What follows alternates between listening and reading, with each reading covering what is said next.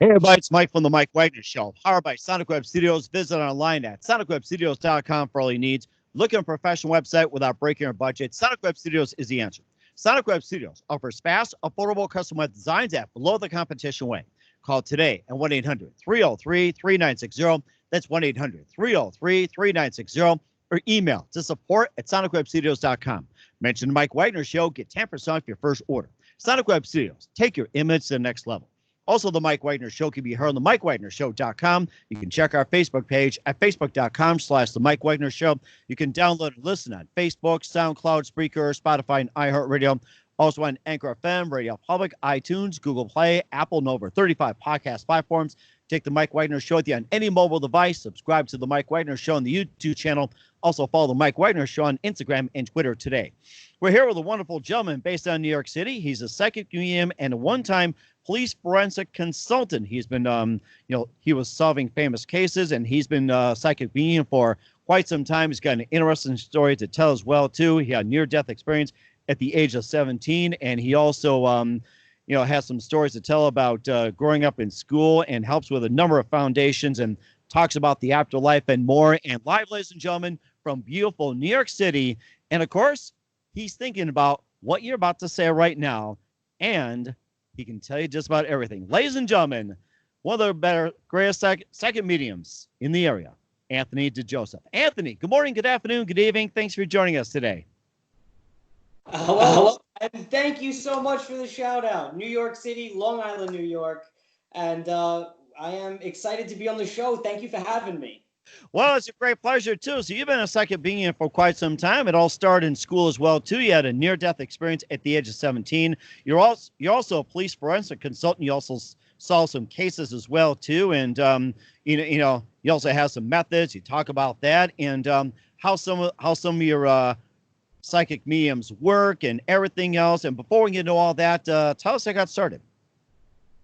So basically, I always knew from very young, there was something wrong with me is what I thought. And then I kind of grew into it in a sense. And, excuse the hairdo and the redness during this quarantine. But I have been doing this privately. And from young, I would talk to people. And it just kind of started to spread. And even trying to run away from it, it's almost like there's this big welcome sign, that's over your head, and people know, living and past, they know. And I started to kind of share it, with teachers or, also sometimes with a social worker. And that's where things started to kind of evolve. And the name just kept circulating. And we had senior citizens knocking on the door to my family and my mother and father. They'd be like, "What's going on? Can we talk to your son? Can we talk to your son?" And, even relocating, it just kind of never really went away. But I was always this way, and I didn't develop it, and I did try to run away from it. So it started around the age of 8 years old. Mm-hmm. And also, too, with OCD as well, too, was that diagnosed, like, say, beforehand, or were the doctors like, is this a special case, or what was going on with it? Was it like a regular case, or was it like more complex or beyond it? So it was diagnosed very early on. I was in first grade, and it is an OCD combined type 2 disorder with executive functioning. It does play a role in the way that the brain processes and the way that the brain actually is able to process. Then you have the sensory part, which is where we do have we're a little bit more sensitive to things than other people. If you think of Howie Mandel, that's a great way to put it. Howie Mandel has OCD, and OCD comes in various forms. So it was diagnosed very early, and it definitely plays a role. Mm-hmm. And of course, you talk about the levels of OCD. It's like, how many levels are there? It's like, from the simplest and all the way to the extreme. It's like, how many levels are there? And of course, and what are the several types of it? Yeah, there's several types. There's, we have the DSM-6 now, the DSM-5. these are the diagnostic codes that are utilized for people that are doing interviews, for people, psychologists and psychiatrists. They will use that book. And there are various types. Some people, if you think of people that are hoarders, there are people that are hoarders. And then people with OCD are extremely sensitive. They're very sensitive to things that other people may find, just simple. An example would be, I have numerous pens. I mean, this is an example. I could actually pull them up. I have several different pens, and no two pen is used for the same thing. So OCD can grow and change in so many ways, but I do think that it's a unique disorder because it never really goes away. There's flare-ups, and then also I mentioned, with this whole thing going on, this pandemic, OCD does flare up during traumatic circumstances, but it's definitely part of your genetic makeup, for real. Uh-huh. It's crazy. Mm-hmm. And also, too, that you start developing your psychic gift at 12 years old. And, tell us about how you end up getting that gift. And it's like, 12 years old. It's just like, how did you know that you end up with this gift? So by the age of 8, I was talking about it. By 12 years old, I was more or less interested in understanding why were the adults kind of standoffish in a sense. And I just realized some people would say that's okay. You could tell me anything. Not a big deal. Like, I'm not afraid. So I realized, it was incredible because some people were open to it, and all I had to do was just say what it is I see, hear, and feel. And then there were other people who were like, no, no, no, no, no, no. So there was no real development at all. I don't have to do meditation classes or any kind of, crazy stuff. It's just like, if you're a Beethoven, you are born to play that piano. That's the best way I could explain it. Mm-hmm.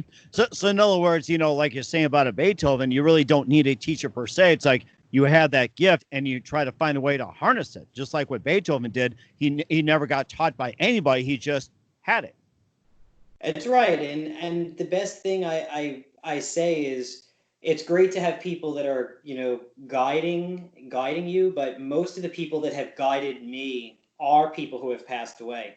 And at 12, I was not interested in listening to adults or what they had to say. I wanted to know, what was it that people who have crossed over, what did they have to share with me? And if they had something to share with me, and I reiterate the information to an adult, how do they respond? And an example would be, when I mention something to a teacher, they have this way of looking at things and they realize, okay, this person did not get this information from any of our areas or any living person. That's when I realized there is something special about it because it was helping people.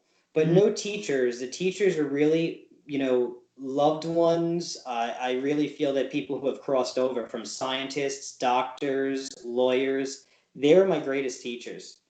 Mm-hmm. And the guiding light, source energy. Mm-hmm. And how'd you get interested in the whole principle of crossing over?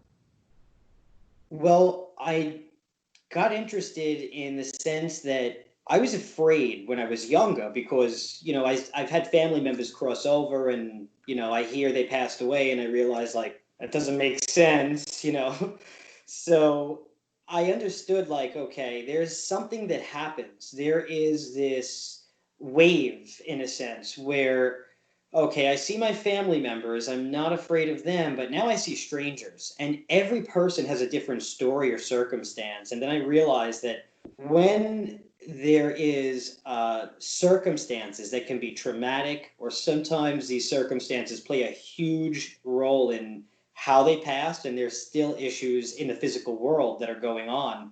I noticed that when they do cross over, it does take a different amount of time. And when I saw strangers, I realized I don't need to be afraid of them. I just need to help them. Mm-hmm. It makes me think of the movie Coco, where it's trying to find, what happened to so-and-so in the family. And then it's like, the one guy had difficulty crossing over, but it took a lot. It made me think of the movie Coco. I It sounds terrible. I'm not sure of that movie. I know the movie The Sixth Sense. I've heard people mention Coco, but it's true. I mean, I do know that a lot of the times, they do want to take care of unfinished business, and there are different things that happen that surround that passing where it is sometimes a healthy negotiation. They often have loved ones that come and greet them and try to help them cross over, and they're like, wait, I'm not done yet. So there's these different levels where we're in a three-dimensional body, right? And when we leave the physical body, there's this other dimension that's two-dimensional. We're able to go through doors, no problem. Elevators, fly, travel, no problem. But that's of the physical world. And then we have not only this physical realm where you're able to see your body, you go through this process and you're able to see the burial and that ceremony and get that sense of peace. Then there's this higher level that really they cross over to this higher level people call heaven, and it's incredible. Mm-hmm. And it sounds like you had that experience as well, too. We'll talk about your near-death experience, but first listen to the Mike Wagner Show at themikewagnershow.com. It's powered by Sonic Web Studios. Visit online at sonicwebstudios.com for all your needs. Looking for a professional website without breaking your budget? Sonic Web Studios is the answer.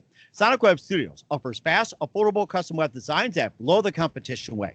Call today at 1-800-303-3960. That's 1-800-303-3960. Or email to support@sonicwebstudios.com. Mention the Mike Wagner Show. Get 10% off your first order. Sonic Web Studios. Take your image to the next level. Also, the Mike Wagner Show can be heard on the MikeWagnerShow.com. You can check our Facebook page at Facebook.com/the Mike Wagner Show. You can download and listen on Facebook, SoundCloud, Spreaker, Spotify, and iHeartRadio. Also on Anchor FM, Radio Public, iTunes, Google Play, and over 35 podcast platforms. Take the Mike Wagner Show with you on any mobile device. Subscribe to the Mike Wagner Show on the YouTube channel. Also follow the Mike Wagner Show on Instagram and Twitter today. We're here with psychic medium and police forensic consultant Anthony DiJoseph. Thank you. Here on the Mike Wagner Show, just getting some thumbs up and showing some love as well, too. We talked about his experiences at an early age as well, too, and talking about the afterlife and also crossing over. And you, too, had a near-death experience at the age of 17. We're talking about death and heaven and everything else. And tell us about your near-death experience at 17 and what's it like? It was my near-death experience at 17 was absolutely what I needed to understand that I was not cursed. I just was different. And it was almost like a sneeze. It was so quick. It was just so fast. And I left the physical body, and I realized as soon as I left the physical body, I realized like something here is not right. And there's a sense of anxiety, and I was like, there's no way that this is happening. There's no way. I had all these things I wanted to do, and there's all these things. I can't be dying. This is not the way that I'm going to go. Like, this is not going to happen. I didn't graduate yet. This is my graduating year. And then all of a sudden, yes, there is a big white light, and there was this white light. And the best way I explain it is it was so inviting. It was almost like if you imagine the most beautiful water you'd see in like the Bahamas or wherever. It's a hot day out, and that water, the minute you go in, it's like, it's that relaxing sensation. And what happened to me was I was just so captivated by this light that I had ended up crossing through it, and all of my worries and everything was like gone. I was like, okay, this is pretty cool. I saw my loved ones. I saw a lot of things that I know are controversial, but I saw my loved ones waving. I got to understand what's my life going to be like? What really happened to me? Why am I trapped or stuck like this? And then I understood that I wasn't trapped or stuck. I understood that there was something I had to do in the physical world, and I knew that I wasn't going to be able to stay. I wanted to stay, don't get me wrong. Mm-hmm. And I woke up, and my whole life changed from there. And that's kind of what was my segue into working with the legal realm and helping people with cases. And it was really just that understanding, like, no matter what you do to run away from this, this is why you are here. You have to help these people. Mm-hmm. And before we talk about the legal cases, what happened to you at 17. It's just like, were you like hit by a car? Were you shot, or you fell or got in a fire or anything like that? It's like, how did this happen at 17? So I was in a complicated accident, and what ended up happening was ultimately suffocation. Ooh. And it was a pretty relatively quick process, and I crossed over, and it was so unique because, yeah, there was panic. I was breathing heavily, and it was an injury that caused this ultimately. And what really was interesting was remembering it all. And I could remember every step of what took place in my physical body, in the physical world. And then there was this, like, I can't catch my breath, I can't breathe, panic, this tingliness in my body. And then everything went black. And then I just had separated from my physical body. Mm. And that's when I knew I was gone. So it was a unique experience. And you talked about crossing in the other realm as well, too. You saw your family, friends, neighbors saying hi and everything else. Was there anyone else that you did not know that came into the picture, or like, say, a higher being, an angel, a saint, or even like, say, God, Jesus, Allah, or anybody like that? Did another figure come into that play, or was just your family, friends, and neighbors, and then you went back to the physical world? That's the best question right there. Absolutely. My answer is yes, yes, yes, and yes to all of those. And what was so interesting was it was absolutely the opposite of what anyone could picture, write about, or imagine. I mean, there are some similarities you see in movies, but there was what we call angels, gods, saints. There were people that were strangers. I mean, all different walks of life, and it was so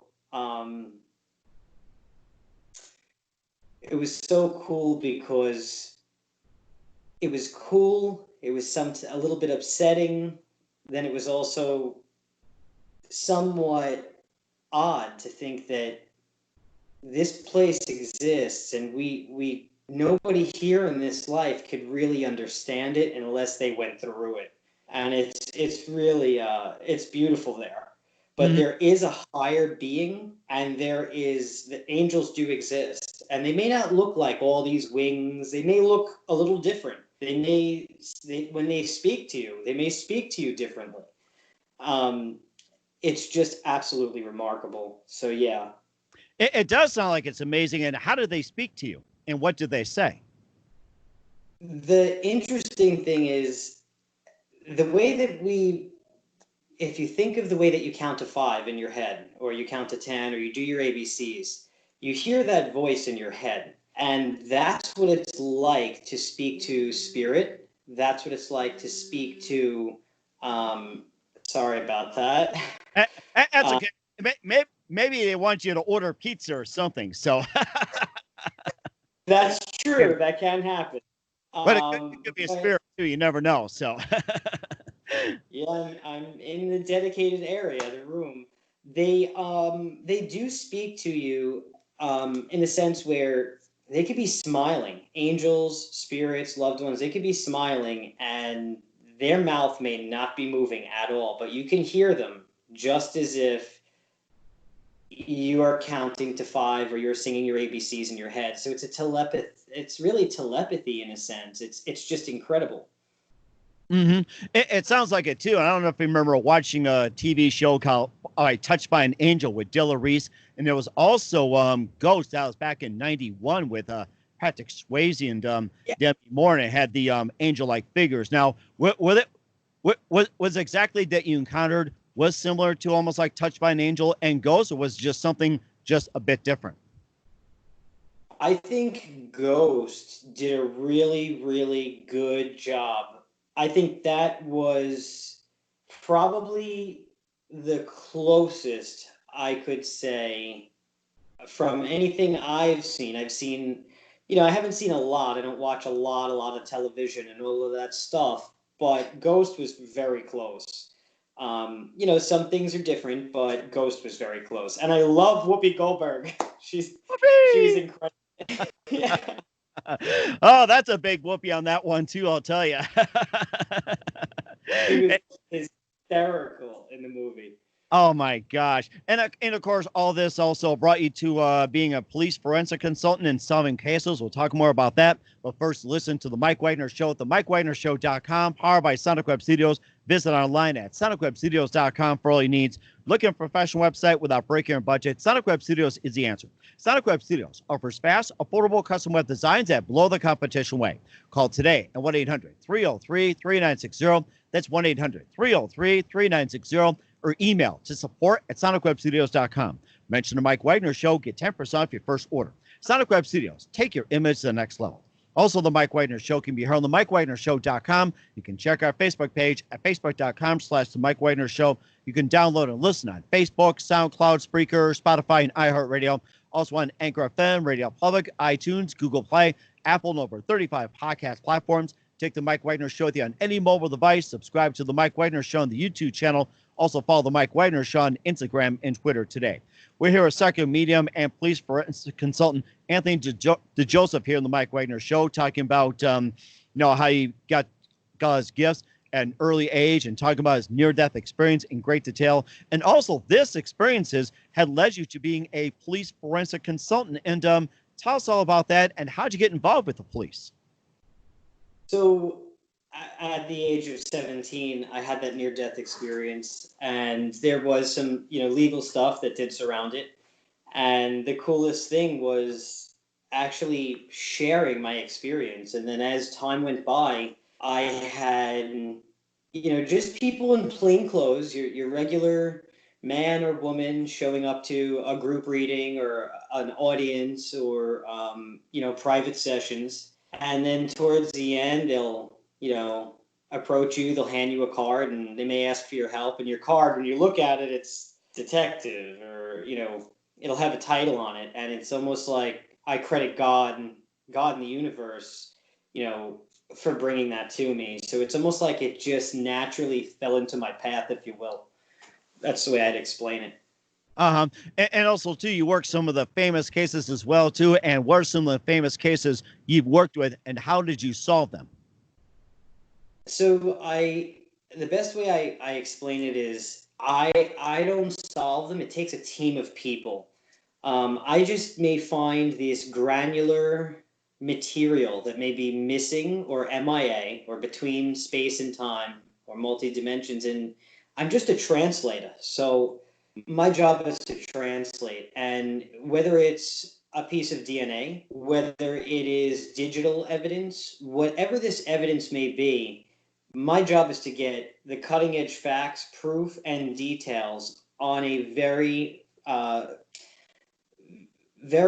very, what I'd say, accurate way. And that accuracy plays a role in how the case will play out. So a lot of the times just translating or doing these readings, connecting with those who have crossed over, let me tell you, dead people tell it all.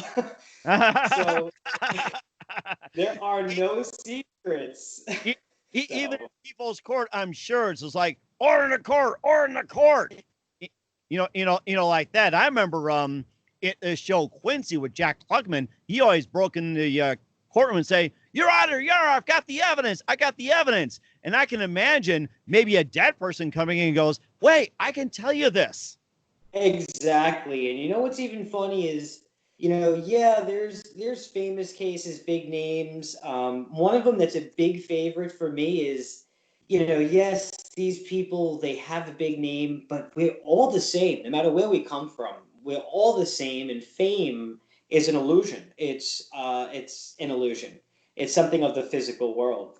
And the funniest thing is that I had no idea I was talking to a famous person. Some names are common names. I had no idea until the session was over. And they will flat out say, like, you took the deed to my house. You did not do the right thing. Like, they will tell you And it's so interesting because a lot of the times somebody like John Valentine, who is incredible, big shout out to him, and a big shout out to Jamie Bayot. That's her uncle. I ended up doing a reading for this man, and ironically, I connected with this energy of a man who passed, and I had no idea what he meant when he said, like, I have your guitar. I have your guitar and I'm sending it back. And the guy was like, okay, and there's somebody who passed from, a suicide and he was incarcerated. Well, a week later, after the reading, somebody sent Mackie Feary's guitar to John Valentine. Oh my And goodness. I bought it in a pawn shop, and it was his way of apologizing about the guitar and saying, like, I will return this guitar to you. And the guy was, all the way in Hawaii. And, John Valentine's a really, really nice guy. And they're all well known. They're related to Bruno Bayot. People know him by Bruno Mars. But nobody really understood. We didn't know the whole story or the premise until after the guitar was mailed, and why this person was saying I'm sorry. And it turns out that guitar was actually a gift that John gave Mackie Feary, and he ended up having a drug issue, and he ended up selling the guitar. And that bothered him. And ultimately, these facts, these details come out. And then you have criminal situations where ultimately there is a perpetrator or there is a victim that just needs, people call it justice. I don't like to say that because it sounds like revenge in a way, but sometimes they just need this proof and the clarity that actually helps cut the case.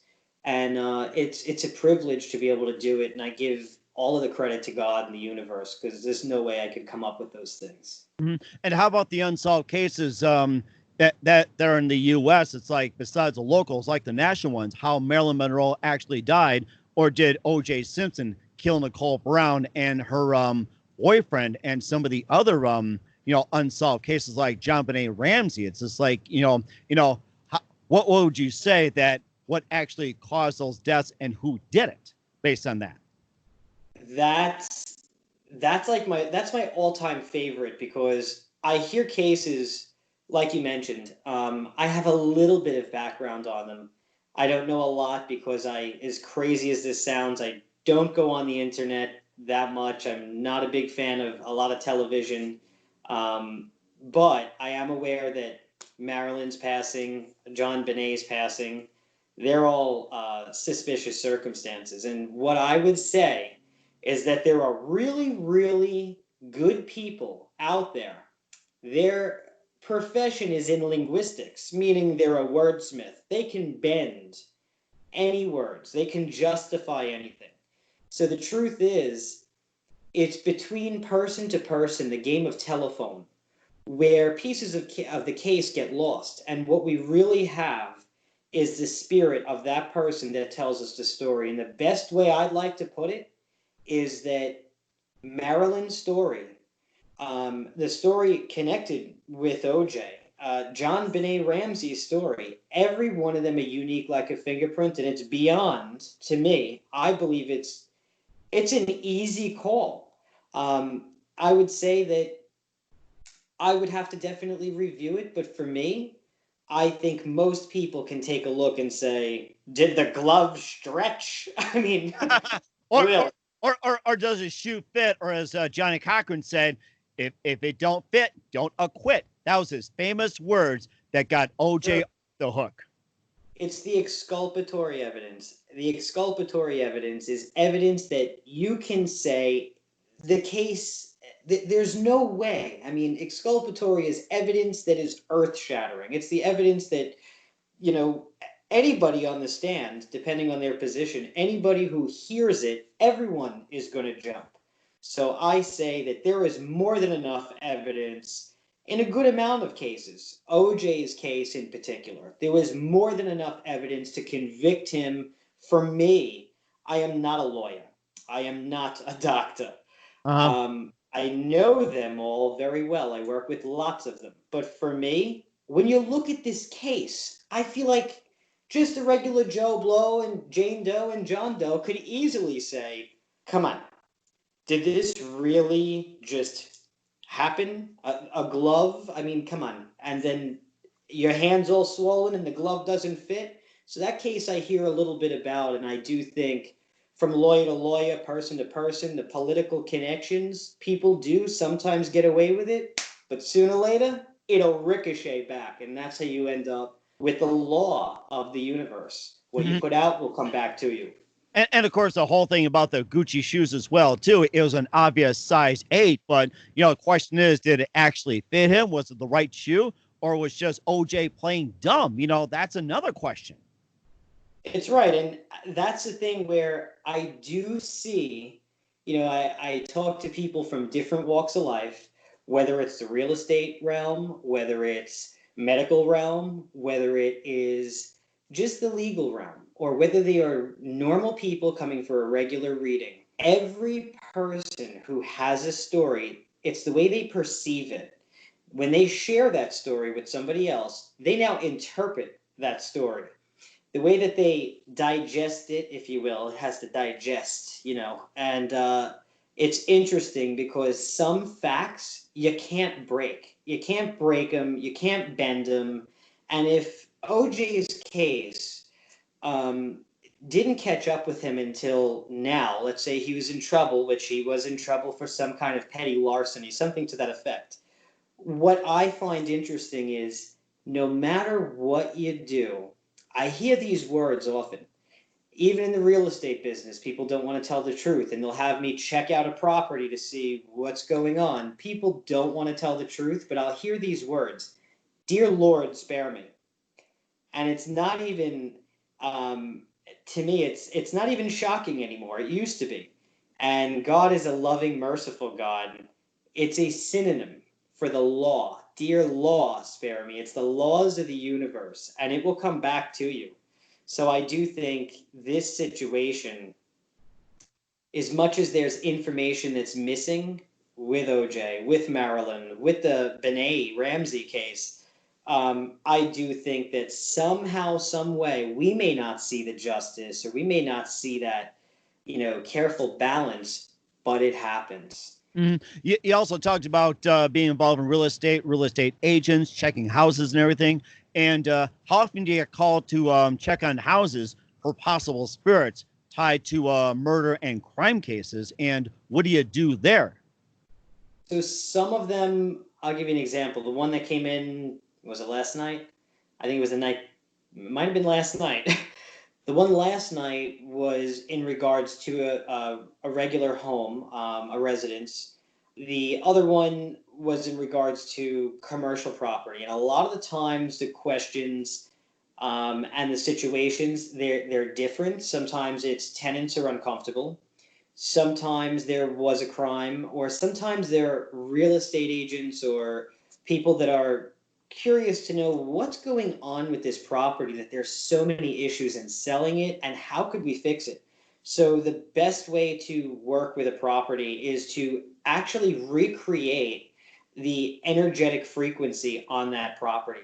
So a series of prayers, also understanding, yes, there's things like feng shui, balancing the energy out. I don't do that, but what I do is I make sure that the property, I sweep it, and it's like layers, so it unfolds. So you have the dirt. You get the story of what happened in the land just by placing your hand in the dirt. Then you check the property and you see what has gone on in the property and the actual structure, what's going on there. Then you have the people that were in and out and the history of that structure. What I do is I pray, and as I sweep through and uncover a lot of what took place there, that's when I understand how do we handle it. And it's a purification and attunement process. That's really what I do there. Mm-hmm. And I get the story of what happened, what truly happened, and what should we do with this property is the guidance sometimes people want. Sorry to cut you off. No, it's okay. And this thought came up as well too. How how often do you get asked to get involved with the paranormal, like with ghosts, communicating with ghosts? Like, say, you go in a house in the 1920s, like, say, you know, a family got murdered, and there's like these ghosts, you know, that get, you know, that are still there from like 1920s and 1930s and all that. How often do you get called to investigate the paranormal? The paranormal, I do have a lot of people that reach out, and they are, I'd say, quite a few times a month. I'd say at least 5 or 6 times a month. And people are sometimes uncomfortable. And then they also have this idea of like ghost hunters, that kind of thing. Um, I feel like the people that call for paranormal activity, you know, and I do hear them, you know, from all over the island, you know, Florida, California, New York, New Jersey, all over, Pennsylvania. A lot of the times the remedy is simple, but also the paranormal, where you have these ghost hunters and you have these things, sometimes it can make things worse. And sometimes they've had, you know, paranormal people at their property, and it's only made things worse. So my job is to kind of help really bridge that gap and really bring the peace and healing that both sides need. Mhm. So pretty often there's a lot of activity. And what was the most difficult case that you ever encountered when it comes to when it comes to what you're doing, especially in crime cases and in court? What was the most difficult case you ever had to deal with? There's one case that I'm looking at his picture right now. Um, there's one case of a man who just disappeared. When I tell you disappeared, he disappeared. And the only evidence that we had to kind of say that maybe there was more to how it happened, and it was suggestive that a contemporary, like his wife, was involved. The only evidence was his car at a train station. And this gentleman, when I tell you disappeared, he was gone from mass surveillance. His car was found at a train station, and nobody can prove whether he was actually murdered. They just called him a missing person that had ran cold. His family had hid as much as possible, and they gridlocked the system. And that was the most difficult case for me. And I'm 27 years old now. I was 17 years old, and I remember searching for this man high and low all around my area in Long Island. And I still, till this day, I think I know what happened. I think other people have an idea of what happened, but sooner or later, it will come out. Will anyone be able to find him? Maybe, maybe not. And I feel like sometimes they just don't want to be found, and they've crossed over and they've left this life. It's so interesting because that was a really good question. I wasn't expecting that. Yeah. It's interesting. I mean, you get so involved in your work, you're so good at and everything. And of course, with this whole disappearance thing. And what are your thoughts on aliens and UFOs that get involved with, you know, taking people, disappearing, and everything like that? There are definitely stories that I did not believe. I mean, that was something I did not believe. And for me, you know, when you're young, you know, if you're 8 years old and you're now 27, I've talked to a lot of people in readings. If it's coming up and adults have had experiences and people in a reading, it comes up. I know that they are real. I haven't personally had any kind of, you know, unique experience with a UFO or with extraterrestrials, but I know they're real because spirit brings it up, and when somebody hears about it and you see their face and, you know, they're like, well, there's no way anyone would know that, and my father did work in the lab and there was studies, you know, so it does exist. But I often wonder, why do people disappear with these UFOs? And when I sat down and began to pray and I began to ask the other side, I realized that we are all connected. There's multiple dimensions and layers in the universe and different vibrations, if you will. why do they disappear? I never really got the answer. And I do feel almost that it's a shame, because we all wonder when somebody disappears, what happens next? It's very hard because you never truly have the answer. And a UFO is a hard one, because there is several people that I've spoke to. There are several people that have had experiences that were frightening, and a loved one did disappear. And I wasn't able to help. I wasn't able to help. And their loved one had crossed over, but it's almost like limited information on certain things. And it's like I don't access any kind of communication with those entities, but they are aware of us. They do watch us. They are real.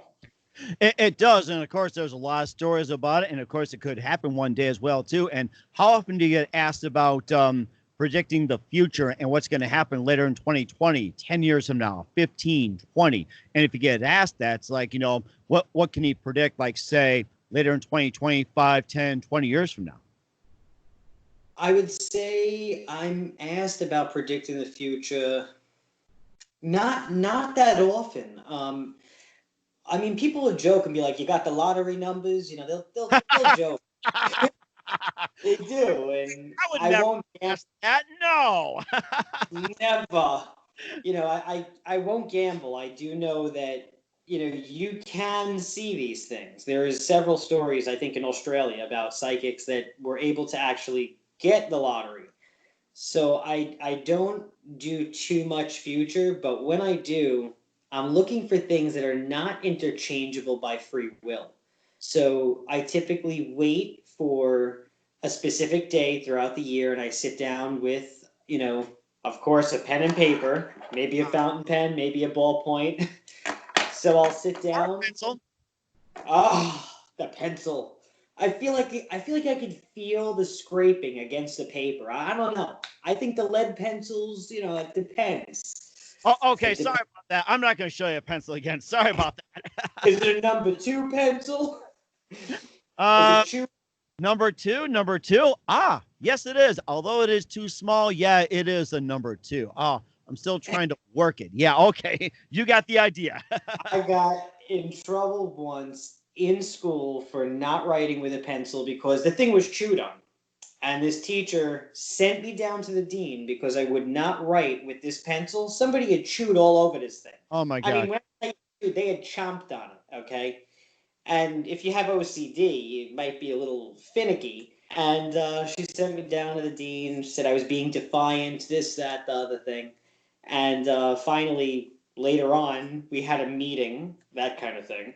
Mm-hmm. And the meeting with my parents, with a psychologist, was like, you're asking a kid who's got serious OCD, won't touch raw chicken, to write with a pencil that somebody else chewed on, and you won't let him use his own pencils or pen? But yeah, pencils, definitely.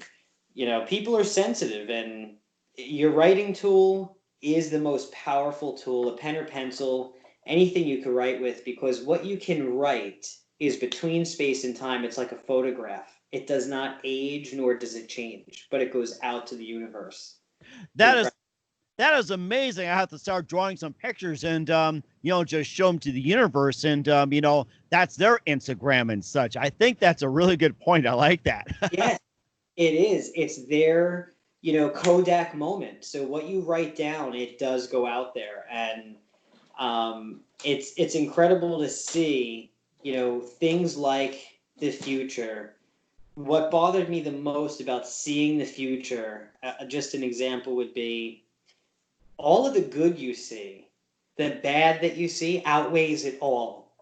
So I would do everything I could to pray away the visions that I do not want to see. And I'm very lucky that I don't see as much unless I really sit down and focus on the future. And luckily, I'm able to see just enough of what I need to for the future. But I think that the future, it's interesting. you have things that people can change. I may decide to drive to the bank right now, or I may decide to go buy a cup of coffee and a pack of cigarettes, and then I'm going to get lung cancer, if you will, right?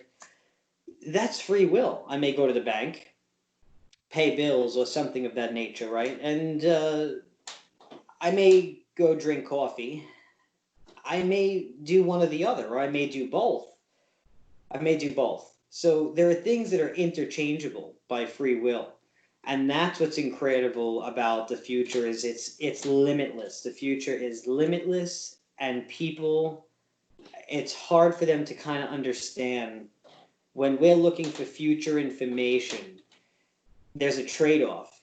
You want what's written down in stone, like fate.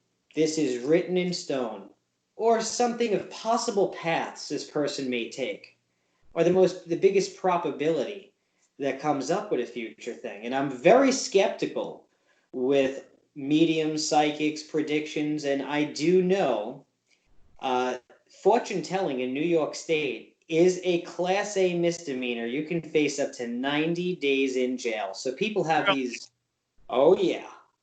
And that's when people... Yeah. Yeah, that reminds me. I should not ask anybody when the Cubs are going to win the World Series. I should not ask that. That was solved in 2016 after 108 years. And it's true. And I do think that the biggest thing is, yes, fortune telling is the process of another person conning somebody out of money and foretelling future events or altering an event or spells. And that's actually a crime. So it's interesting. And then also to do something for the future and to look into the future, you must have the clear intention of what you are doing, accessing these records. And these records, I call them Christ consciousness records, or God source energy, light source energy, source energy. Accessing these records are extremely sacred, and you must have a clear intention, and it must be something that does not break spiritual law. So it's a very deep subject. It must be for the highest good, to help mankind. Mm-hmm. And that's a very interesting point too. You also sit down one-on-one with your clients, and they tell you what they're experiencing and everything, and you provide feedback. And of course, you also do telephone with conversations, consulting, even video. Now, like you and I are chatting as well too. It's like, what would you get from me just by talking to you? Like, say if we had a consultation. So